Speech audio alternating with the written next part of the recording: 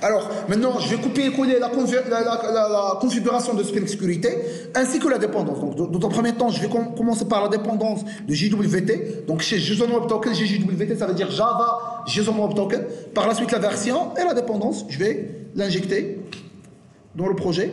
Alors, elle est là. Donc, dans le fichier POM, je vais ajouter cette dépendance. Tac. Je dois rafraîchir. Et en parallèle, alors maintenant, j'aurai plus de problèmes sur le JWT utile.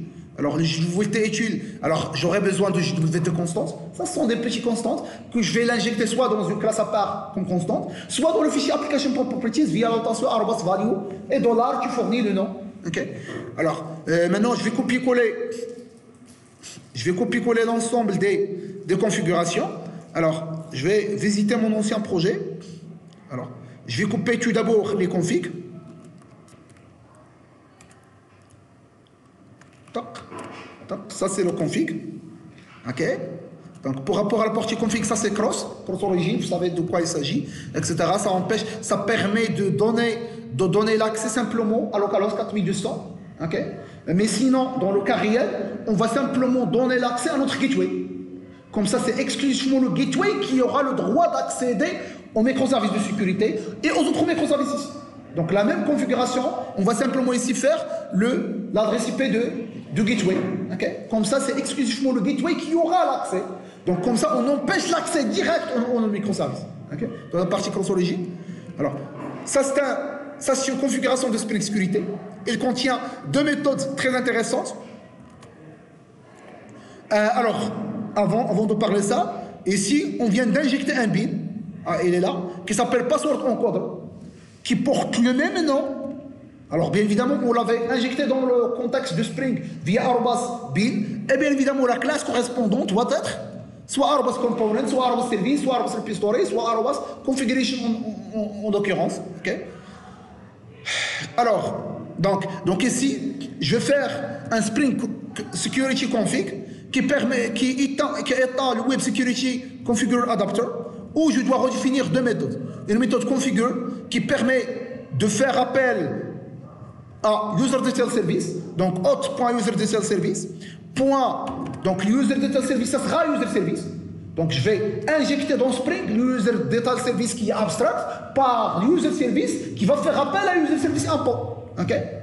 Et donc, automatiquement, le user detail service va être écrasé par user service avec l'instance user service import. Donc, on aura le user detail service qui permet de faire appel aux différentes méthodes qu'on aura besoin. Typiquement, load by username, qu'on va récupérer à partir de l'objet user service. Et par la suite aussi, le encoder.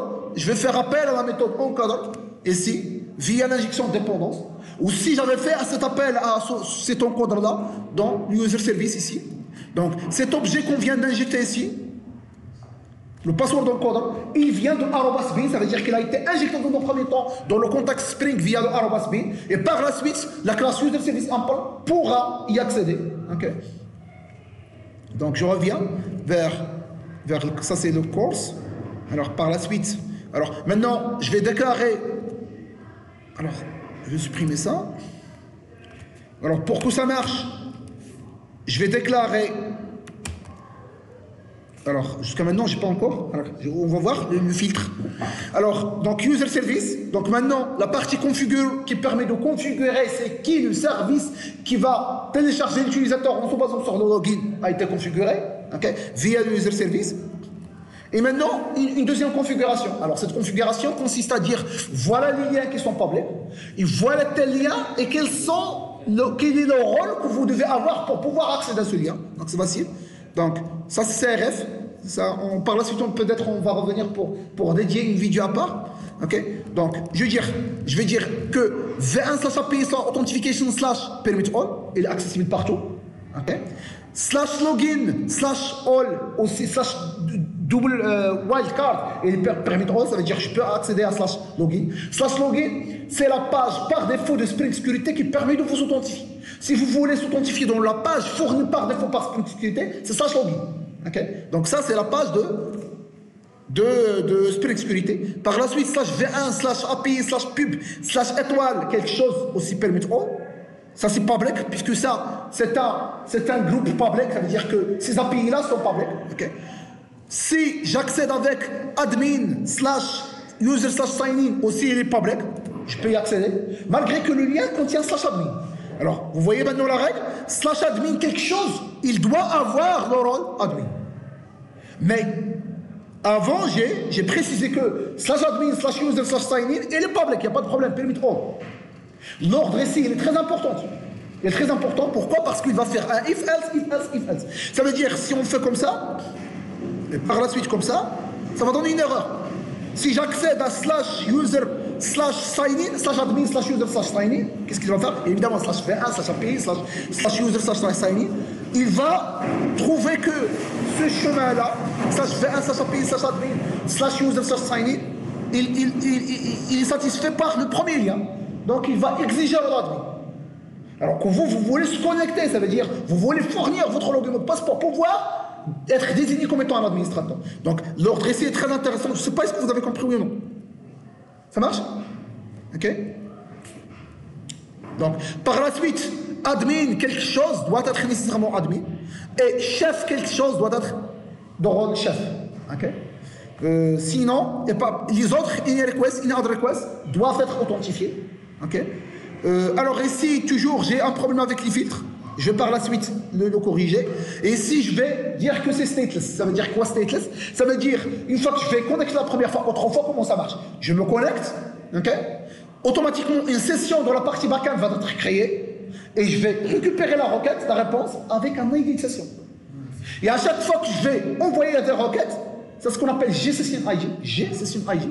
Okay? Et à chaque fois que je vais envoyer une requête, automatiquement dans l'UID, je vais trouver le GSession ID. Okay? Maintenant, une fois qu'on veut se connecter avec le token du JWT, on va dire que c'est stateless. S'il vous plaît, ne générez pas l'ID, ne générez pas la session. C'est moi à chaque fois que je veux fournir le token. Okay? Donc c'est parce que d'ordinaire c'est un stateful. Et si j'ai précisé que c'est stateless, ça veut dire que je ne veux pas générer les ID et les sessions de l'ID. Et je ne vais aussi pas l'envoyer via le header de la requête HTTP.